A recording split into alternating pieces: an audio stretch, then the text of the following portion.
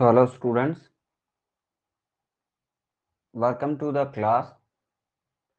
So आप लोगों का ये कोर्स जो है स्टार्ट हुआ है, उसके ऊपर हम सबसे पहले मैंने एक क्लास आपकी स्टैटिस्टिक्स की ली थी, स्क्यूनेस की, और उसके बाद हम जो है क्रम से चलेंगे। हिंदी के अंदर भी लूंगा मैं आपकी क्लासेस और इंग्लिश के अंदर भी लूंगा, दोनों ही टाइप्स की आपकी क्लासेस रहेगी। ठीक है, तो मैं पहले आप लोगों को ये डाउट क्लियर कर देता हूँ। काफी सारे स्टूडेंट हैं, उनके जो डाउट है ना वो क्लियर कर देता हूँ कि जो पहले जो क्वेश्चंस होंगे वो मैं अपने हिसाब से कराऊंगा, उसके बाद आपको जो है वो बीएल अग्रवाल की जो बुक है उससे करवा दूंगा। ठीक है, पहले मैं जो क्वेश्चन मुझे लगता है कि जो क्वेश्चन आ सकते हैं या फिर जिन टाइप्स के क्वेश्चन आ सकते हैं, जिस थ्योरी के क्वेश्चन आ सकते हैं, वो मैं आप लोगों को करवाऊंगा। ठीक है, इस चीज का ध्यान रखिए। और मॉक टेस्ट की बात करें तो मॉक टेस्ट जो होगा, पहली चीज तो ये कि हम लोग जो है इसमें मॉक टेस्ट डालेंगे, और दूसरी बात ये होगी कि आपको लाइव भी मॉक टेस्ट मिलेगा। अब इसमें क्या फंक्शन रहता है कि इसके अंदर आपके पास सीधा ऑप्शन आता है, आप टिक कर सकते हो, तो यहाँ पे आपको स्क्रीन पे ऑप्शन देखने को भी मिल जाएगा कि किसका सही है किसका गलत है। तो इसमें हमें कमेंट नहीं करवाने पड़ेंगे, ना ही एक दूसरे का कॉपी कर सकता है, तो ये भी एक अच्छा ऑप्शन है। तो हम दोनों ही तरीकों से हमारा जो कोर्स है उसको आगे बढ़ाने की कोशिश करेंगे। ठीक है, आपको जल्दबाजी बिल्कुल नहीं करनी, हमें सिर्फ इस चीज पे फोकस करना है कि हमें सिर्फ एग्जाम क्रैक करना है। न कि अब देखिए, एक स्टूडेंट ने पूछा कि सर क्या बड़े क्वेश्चंस हमें करने चाहिए, हमें समझ नहीं आ रहा। तो मैंने कहा कि जो बड़े क्वेश्चंस हैं उनकी तरफ अभी आप मत भागो, क्योंकि अगर आप बड़े क्वेश्चंस की तरफ भाग रहे हो, जैसे मान लीजिए कि वो बात हो जाती है कि 100% जो पेपर आता है उसमें से 70% इजी आता है और 30% इजी हार्ड आता है। अगर आप हार्ड की तरफ ही भागते रहोगे तो ये 70% भी छूट जाएगा। तो पहले हमें 70 कवर करना है, फिर उसके बाद 30 कवर करना है। और दूसरी बात, हमें हमेशा ध्यान रखना है कि हम किस कॉम्बिनेशन से चल रहे हैं। इसलिए मैं आप लोगों को बोलता रहता हूँ कि आपको हर चीज इंपॉर्टेंट है। अब ये मैथ के क्वेश्चंस क्यों करवा रहा हूँ, बिकॉज हमारा जो ये जो कोर्स है ये हर चीज के एमसीक्यूज के ऊपर बेस्ड है। तो हमें उस तरह ही इस चीज को लेना है। ठीक है, कि मैं सब स्टार्ट्स के करवा दूं फिर बाकी चीजों को ध्यान भी ना दूं, तो ये नहीं हो सकता। बिकॉज आपका कॉम्बिनेशन ही आपको क्या कराएगा, एग्जाम क्रैक करवाएगा। तो इस चीज का ध्यान रखूंगा मैं, और इसी के साथ हमारा कोर्स भी चलता रहेगा। तो आप लोग मतलब अपनी पढ़ाई के लिए आप कर सकते हो, अपना जायजा ले सकते हो, बट मैं जो करवा रहा हूँ उसके हिसाब से मैं सही करवा रहा हूँ, तो आपको कोई दिक्कत नहीं होगी ना। चलिए, क्वेश्चन नंबर 1 लेते हैं। कहता है कि डेसिमल फ्रैक्शन जो है आपका हर एक एग्जाम में आपको लगने वाला टॉपिक है, चाहे किसी भी एग्जाम में देना, तो इसको अच्छे से कर लो। और सबसे इंपॉर्टेंट चीज है कि 10 क्वेश्चन तो आते हैं मैथ के, 10 कंप्यूटर के, इसमें से आप लोगों को लगभग 15 क्वेश्चन बना के आने हैं सही। इस चीज का अभी नोट कर लीजिए, क्योंकि उस 20 क्वेश्चन में से आपको 15 क्वेश्चन सही बना के आते हो तो आपको लगभग 70, ये क्योंकि इनमें एक्यूरेसी अच्छी बैठती है भी। मैथ जिसने जिसने अच्छे से कर ली उसके नंबर बैठेंगे, है ना। तो वो 15 क्वेश्चन, जो 15 नंबर होते हैं ना, वो बहुत इंपॉर्टेंट होते हैं।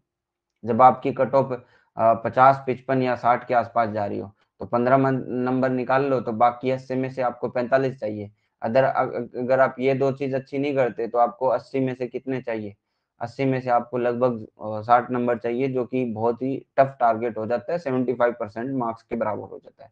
इसलिए चीजों को समझिए। हमें दे रखा है 1/3, 2/9, 5/6, 5/6 और 4/27 का एलसीएम लेना है। एलसीएम का मतलब, अगर आप फ्रैक्शन का एलसीएम ले रहे हो, एलसीएम निकालना है, तो आपको जो अंश होते हैं, जो मतलब ऊपर वाले जो होते हैं डिनोमिनेटर, उनका क्या लेना है, एलसीएम लेना है। यानी ऊपर वाली संख्याओं का एलसीएम और नीचे वाली संख्याओं को आपको एचसीएफ लेना होगा। अब एचसीएफ और एलसीएम को आप किस तरह समझते हो, वो भी एक इंपॉर्टेंट चीज है। एलसीएम क्या होता है, लीस्ट कॉमन फैक्टर होता है। लीस्ट कॉमन फैक्टर मतलब अगर उसमें कॉमन नहीं भी है तो भी चल जाएगा, उसमें कोई बहुत ही कम कॉमन चीजें चलती है। अगर आप एचसीएफ की बात करोगे तो उसमें होता है हाईएस्ट कॉमन फैक्टर, यानी आपका हाईएस्ट। जैसे अगर मैं बात करूं 4 और 6 की, ठीक है, अब इनके इनके टुकड़े करो तो 2 × 2 होता है ये, और ये क्या होता है, 2 × 3। जब भी आपको एलसीएम और एचसीएफ निकालना है तो इनके अभाज्य गुणनखंड, अभाज्य गुणनखंड मतलब वो संख्याएं और किसी में नहीं टूट सकती। अगर मैं 2 को तोड़ना चाहूं तो और नहीं टूटेगा। ठीक है, अब इसमें लीस्ट कॉमन फैक्टर क्या है? लीस्ट कॉमन फैक्टर ये है कि इसमें से हम 2 गुना 2 ले सकते हैं, इसमें तो ये कॉमन हो गया, और एक 3 ले सकते हैं। तो लीस्ट कॉमन फैक्टर के जो गुणनखंड आपको दिखेंगे, फैक्टर दिखेंगे, वो 2 गुना 3 दिखेंगे। अगर आपको मैं बोलूं कि अगर आपको हाईएस्ट कॉमन फैक्टर लेना है, तो आप बोलोगे कि इसमें 2 है और इसमें भी 2 है, सिर्फ यही हाईएस्ट कॉमन फैक्टर है 2। ठीक है, तो आपका लीस्ट कॉमन फैक्टर एलसीएम जो होगा वो इस तरह निकलेगा, और एचसीएफ जो निकलेगा वो हाईएस्ट कॉमन फैक्टर होना चाहिए। तो यहाँ पे हमारे पास क्या है? 1 है, 2 है, 5 है, 4 है।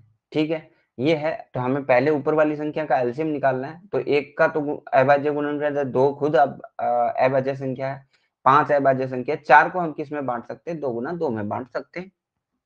क्लियर है? तो हम सबसे बड़ी संख्या को लेंगे, 2 गुना 2 लेंगे, बिकॉज आपको पता है इसका गुणनखंड 1 ही है, इसका 2 है, इसका 5 है। तो अब ये एक तो एक ले लेंगे। ठीक है, अब ये 2 है, तो हमें लीस्ट कॉमन फैक्टर लेना है, तो ये 2 वाले टुकड़े लेंगे हम। तो 2 गुना 2, और यहाँ पे सिर्फ एक ही है 5, तो हमने ले लिया। 2 दूनी 4 और 5, 2 दूनी 4 और इंटू 5 कितना हो जाएगा? 20 हो जाएगा। यानी आपका एचसीएफ जो है, एलसीएम जो होगा 20 आएगा। यानी इस संख्या का एलसीएम निकालेंगे तो ऊपर 20 आएगा। ये क्लियर हो गया? अब हमें नीचे वाली संख्या में क्या लेना है? हाईएस्ट कॉमन फैक्टर लेना है। और हमारी संख्याएं क्या क्या है? अगर मैं संख्याओं की बात करूं, तो संख्याएं क्या क्या है आपकी? 3 है, 9 है, 6 है, 27 है ना? इसको अगर मैं टुकड़ों में बांटूं, तो 3 का टुकड़ा तो 3 ही होगा, अब प्राइम नंबर है। और 9 के टुकड़े क्या हो जाएंगे? 3 गुना 3। 6 के टुकड़े क्या हो जाएंगे? 2 गुना 3। और 27 के कितने हो जाएंगे? 3 गुना 3 गुना 3। अब मुझे बताइए क्या कॉमन फैक्टर है? तो आप बोलोगे कि पहले टुकड़े में सिर्फ एक ही संख्या है, तो मतलब इसमें एक ही संख्या कॉमन हाईएस्ट कॉमन फैक्टर हो सकती है, या फिर अधिक जो आपका है महत्तम समापवर्तक हो सकता है। तो 3, इसमें भी 3 है, इसमें भी 3 है, इसमें भी 3 है, तो 3 आपका क्या हो जाएगा? एचसीएफ हो जाएगा। तो 20 हमने ऊपर लिखा था, बटे 3 लिख दिया, तो ये 20 बटे 3 आपका क्या हो गया? इसका एलसीएम हो गया। अगर ये और नहीं कट रहा, तो सीधा सीधा आंसर आ जाएगा आपका 20 बटे 3। यहाँ तक कोई दिक्कत नहीं है। नेक्स्ट देखिए, देखिए ये एमसीक्यूज करवा रहा हूँ मैं आपको, आप लोगों को बहुत सारे एमसीक्यूज करवाऊंगा, तो आपको समझ में आना चाहिए कॉन्सेप्ट। अगर आपको नहीं समझ में आए तो आप मुझे पूछना। क्या लिखा हुआ है? 65/4 लिखा हुआ है, बटे क्या लिखा हुआ है? ये भाग का साइन है, 13.08। ठीक है, यहाँ पे इंटू 20 है। आप ये सोचिए कि 13 इंटू 5 क्या होता है? 65 होता है। ठीक है, तो ये हमें नजर आ रहा है कि ये 5 के लगभग कटेगा। अगर आपको एग्जैक्ट नहीं पता तो भी आप लगभग काटिए। ठीक है, लगभग काटेंगे, है ना? तो और अगर हम देखें 20 इंटू 5, क्या 100 हमारे ऑप्शन में है? क्या क्या हमारे 100 ऑप्शन में है क्या? तो आप बोलोगे 100 ऑप्शन में है, और कोई आप पास में भी नहीं है इसका ऑप्शन, तो ये ही आपका आंसर हो जाएगा। अगर आपका आसपास कोई ऑप्शन होता तो हमें चेक देखना पड़ता। अब यहाँ पे देखिए ये क्या बोलता है।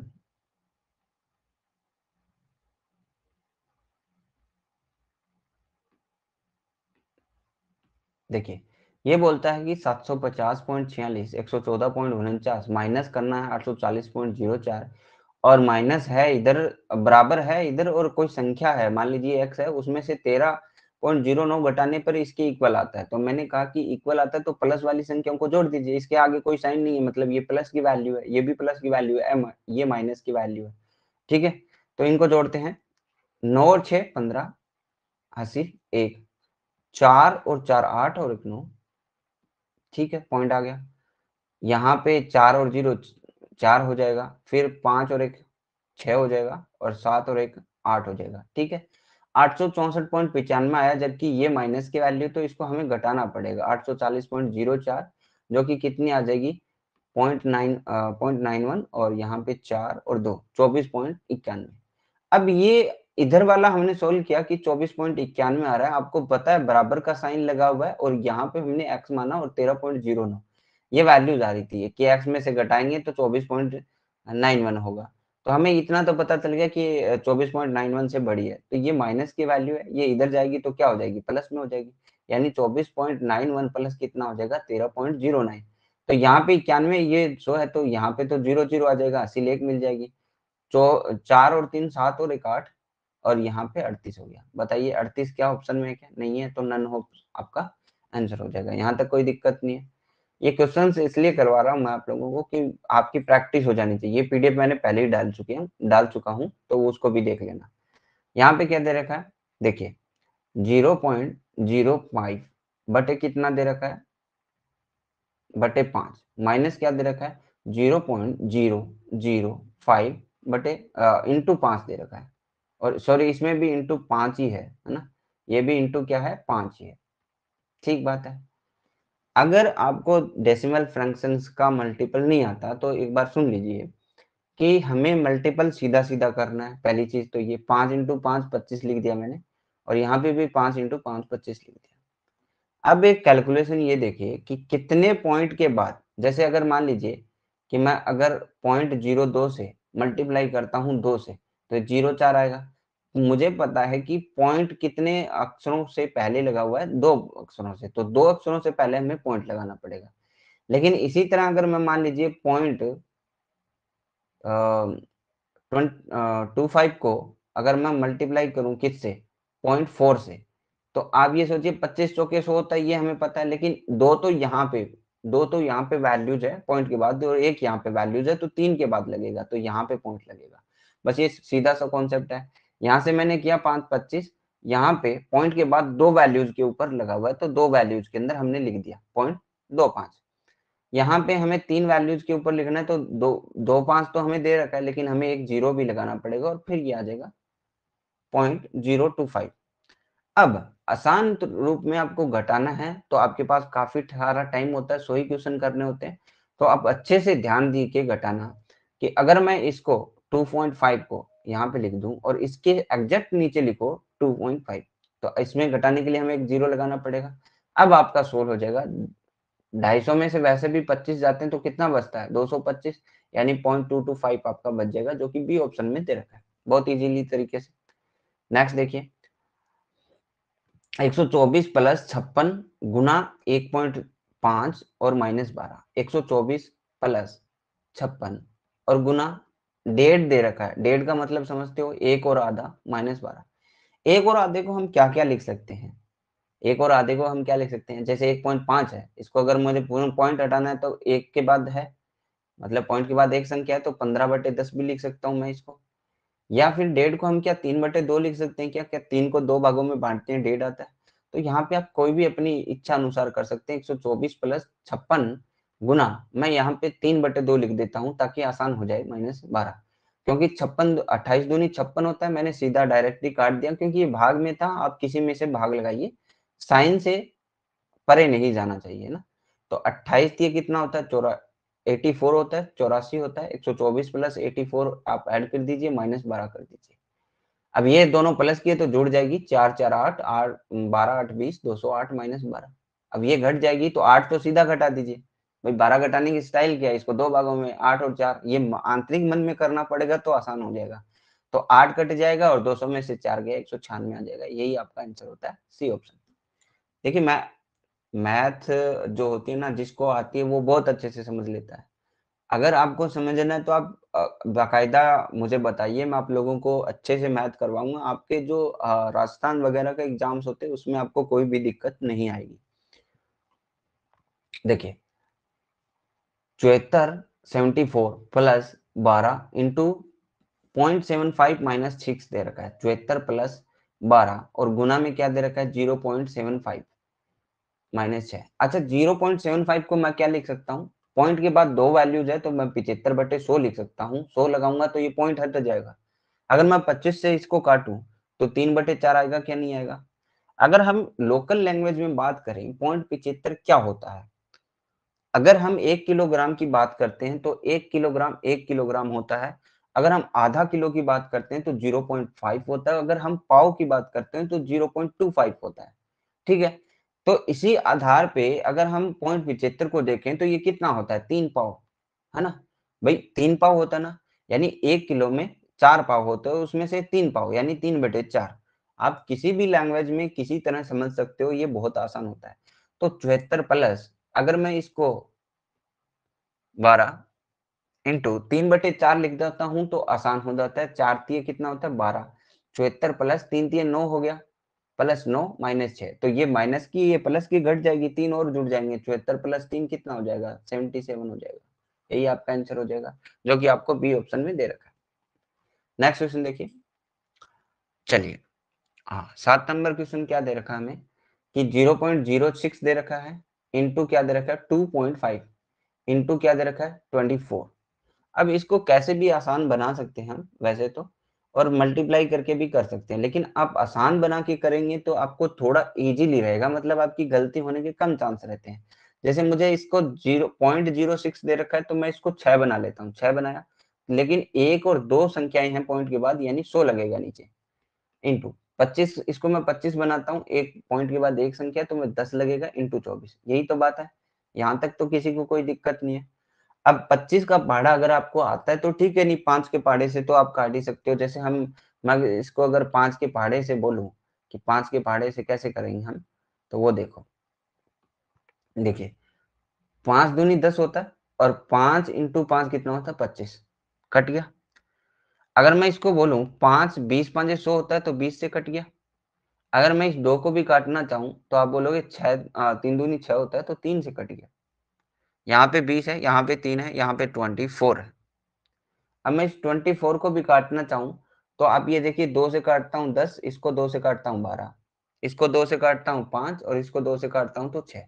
अब ऊपर 6 और 3 बचा, नीचे 5, अब भाग नहीं जा रहा, 6 3 18 हो गया, और बटे 5 आ गया। अब 5 का भाग दे दो, 5 3 15 होता है, यानी 3 पॉइंट समथिंग कुछ आंसर आएगा हमारा। तो 3 में इसमें एक ही दे रखा है, तो आगे कंफर्म के लिए 5 3 15 होता है, 3 बच गया, एक जीरो उतार लेंगे तो 5 6 कितना होता है 30। हम एक तो हमेशा ध्यान रखिएगा कि अगर आपका पॉइंट लगने के बाद जीरो उतारना है तो आप उतार सकते हो। अगर आपको पॉइंट लगने से पहले एक संख्या में भाग नहीं जाता और दूसरी संख्या उतारनी है, तब आपका भाग क्या हो जाता है, टूट जाता है, ब्रेक हो जाता है, तो उसके लिए हमें एक एक्स्ट्रा जीरो लगाना पड़ता है ना। जैसे अगर मैं आपको बोलूं 540 है, जैसे 540 है, अगर मैं इसमें डिवाइड करना है मुझे 5 का, कंफ्यूजन नहीं होता इसमें, एक बार मैं बता देता हूँ, 5 एकम 5 होता है, ठीक है। यहाँ से हमारा खत्म हो गया, 4 तो उतरेगा, ऑटोमेटिकली उतरेगा जेन्युइन तरीके से, लेकिन 4 में आपका भाग नहीं जाएगा। तो बताइए कि जीरो उतारेंगे हम, अब आपका भाग टूट गया ना, आपके पास कोई ऑप्शन नहीं है, तो आप बोलोगे कि एक अगली संख्या उतारने के लिए आपको जीरो लगाना है, तो ये नेक्स्ट संख्या उतर जाएगी, फिर आप और उतार सकते हो वैसे तो। लेकिन यहाँ पे आपके देखिए कि 8 5 40 हो जाता है, और यही आपका क्या हो जाता है, ये 16 हो जाता है। तो इस तरह आपको छोटी छोटी चीजें भी ध्यान रखनी है जब आप एग्जाम में जाते हो। तो बेसिक चीजें जो मैंने आपको बताई, 3/6 आ गया, ये आपका ऑप्शन सही होगा। नेक्स्ट देखिए, यहाँ पे देखिए, अब क्या दे रखा है, 666 इंटू 66 इंटू 6, और बटे में पता नहीं कौन सी संख्या है, क्वेश्चन मार्क लगा रखा है, तो मैंने एक्स मान लिया और यहाँ पे लिख दिया 499.5। यही तो बात है, इससे बड़ी कोई बात नहीं है। अब मैंने कहा कि अगर इसको हमें सोल्व करना है तो कैसे सोल्व करेंगे, तो आपको संख्याओं को क्या करना पड़ेगा, इधर उधर सेंड करना पड़ेगा। पहली संख्या मैं x को इधर भेज देता हूँ, तो x को इधर भेजूंगा, तो ये भाग में है, इधर जाएगी तो गुना में हो जाएगी। 666 इंटू 6 इंटू 6 बराबर क्या हो जाएगा, 499.5x। अब ये देखिए कि x के साथ ये वैल्यूज है, इधर इसको हम भेजेंगे तो ये गुना में भाग में जाएगी कि नहीं जाएगी। तो मैंने कहा 666 इंटू 66 इंटू 6 बटे कितना हो जाएगा 499.5, और यहाँ पे क्या बच गया, x को नहीं भेजा था हमने, x बच गया। अब देखिए इसको हटाने के लिए, इस पॉइंट को हटाने के लिए मैं ऊपर 10 लगा देता हूँ, ताकि हमारी संख्या ये पॉइंट हट जाए, हट गया। अब देखिए, अगर आपको ज्यादा भाग नहीं आता तो आप सिर्फ 5 का लगाइए, 5 का लगाएंगे तो क्या होगा बताइए, 5 का लगाएंगे तो 5 दूनी कितना होता है 10, इसमें लगाएंगे तो 5 नी में 45 बच गया 4, 49 हो गया, 5 नी में 45 बच गया कितना 4, 45 हो गया, 5 नी में 45, ठीक है 999 आ गया, यहाँ तक कोई दिक्कत नहीं है। अब मुझे बताइए कि 666 और 999 में आपको क्या नजर आता है, आपको ये लगता है कि इसमें क्या होता है, 3 का भाग चला जा सकता है, तो मैंने कहा कि 333 का ही भाग लगाओ, तो इसको लगाएंगे तो 2 आ जाएगा, और इसमें लगाएंगे तो 3 आ जाएगा। अब इस 3 को काटने के लिए हम क्या कर देंगे, 3 दूनी 6 कर देंगे, बस हो गया।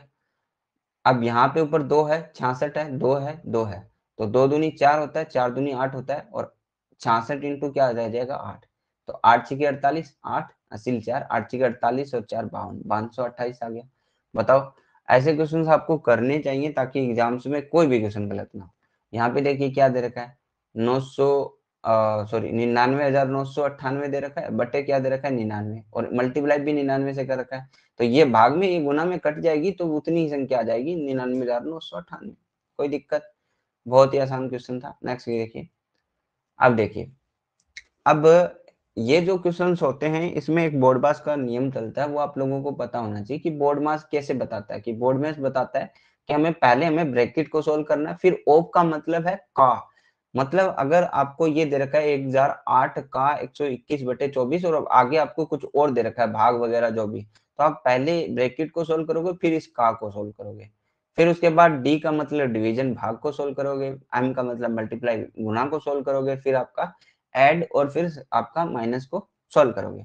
यहाँ पे सिंपल है, 1008 दे रखा है हमें, इंटू का मतलब क्या होता है मल्टीप्लाई होता है 21/24, और 5/9 इंटू 4/7 और इंटू 3/5। अब बहुत आसान है, जो चीजें कट रही है उनको काट दो, जो चीजें क्या हो रही है कट रही है उनको काट दो। तो मैंने देखा कि ये 5 जो है ये नीचे वाले 5 से कट रहा है, ठीक है। ये जो 7 है ना ये ऊपर वाले किससे कट रहा है 21 से, 7 से 21 होता है, 3 बच गया ऊपर, एक 3 ये रहा, 3 इंटू 3 9 होता है, तो नीचे वाले 9 से कट गया। अब ये 4 ऊपर है, तो 4 छके 24 होता है, नीचे वाले 24 से कट गया, 6 रह गया। अब हमारे पास बचा क्या है, 1008 बचा है और बटे में 6 बचा है, तो 6 का भाग लगाइए, 6 कम 6 होता है, 4 बच गया 40, 6 छके 36, बच गया 4 और 48, 8 छके 48, 168। बताइए इसमें कोई दिक्कत है क्या, 168 आ गया। सो आज के लिए हम इतने ही क्वेश्चन करेंगे बिकॉज काफी लेट हो गया है, और अभी मुझे क्या है कि थोड़ा कम ही टाइम मिल रहा है, तो मैं आप लोगों को जितना भी टाइम मिल रहा है उतना ही कोशिश कर रहा हूँ कि ज्यादा से ज्यादा, और साथ में स्टूडेंट भी थोड़े और जुड़ जाते हैं तो हमारे क्या है प्रॉब्लम नहीं होती।